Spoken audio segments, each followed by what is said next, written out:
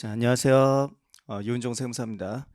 제가 이제 본 기본 종합반 세무사 과정에서 이제 세법 과목에 대해서 좀 설명을 드리면, 자, 일단은 이제 세무사 시험에서 이제 세법은 1차 때 40문제가 출제가 돼요. 그래서 이제 법인세가 10문제, 소득세가 10문제, 부가세가 이제 8문제. 회사 시험 같은 경우 이제 법인세가 한 14문제 정도가 나오면서 법인세 비중이 절대적으로 좀 높은데, 세무사 시험은 이제 법인세가 상대적으로는 회계사 시험에 비해서는 좀 문제 수가 좀 적어요. 그래서 소득세하고 동일하게 10문제씩 출제가 되고 있다. 부가세도 이제 8문제가 출제가 되고 있는데, 이게 지금 보시면 이제 40문제 중에서 28문제가 출제가 되니까 70%를 차지하고 있는 것이죠. 그래서 요 세 개의 법률 규정이 가장 중요해요. 세법이라는 과목에서는 제일 중요하고, 또 이게 이제 2차로 그대로 연결이 되는 과목들이에요. 세목들이 되기 때문에 1차 이제 공부하시면서 특히 이제 세법 개론 단계에서 요 세 가지 법률 규정을 얼마나 사실은 이제 기본기를 좀 탄탄하게 다지냐에 따라서 1차 시험을 떠나서 2차 시험 때까지도 좀 세법을 좀 자신감 있게 공부할 수 있느냐, 그게 좀 달라진다고 보시면 돼요.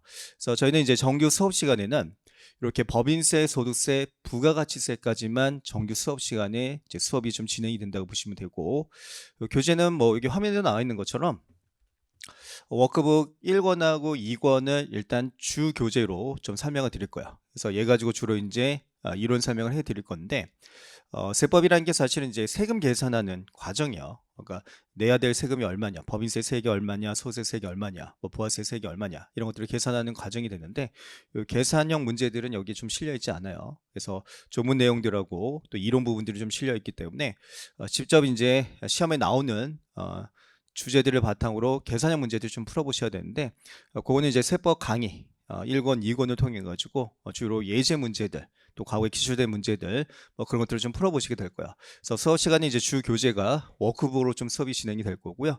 그리고 이제 워크북 보는 과정에서 중간중간에 세법 강의 책을 바탕으로 예제 문제들도 같이 좀 풀어본다고 보시면 된다. 그래서 이제 교재는 이렇게 이제 두 개가 다 필요하다, 그렇게 보시면 된다. 자, 근데 이제 1차 때 40문제가 출제가 되는데, 그럼 나머지 이제 12문제는 어디서 출제가 되냐면, 국세 기본법에서 4문제, 국세 징수법에서 4문제, 또 국조법에서 2문제, 그 다음에 조세범 처벌법에서 2문제가 나와요. 그래서 12문제가 이제 출제가 되는데, 이 파트는 저희가 정규 수업 시간에 다루지 않고요. 공개 특강을 통해서, 그러니까 주로 이제 동영상 강의로 제공이 될 거야. 그래서 올해 이제 연말까지 그냥 편한 시간대, 시간 되실 때 한번 들어보시면 된다고 보시면 된다.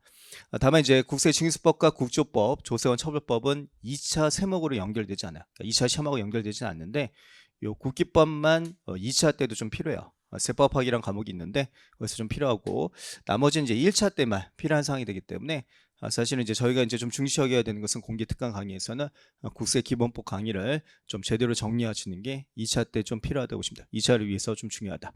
어쨌든 이제 본기본 종합반 과정에서는 요 세 가지 세목을 정확하게 잘 정리하는 과정이 제일 중요하다고 보시면 되고요. 정규 수업 시간에는 요 세 개의 세목을 바탕으로 수업이 진행될 거예요.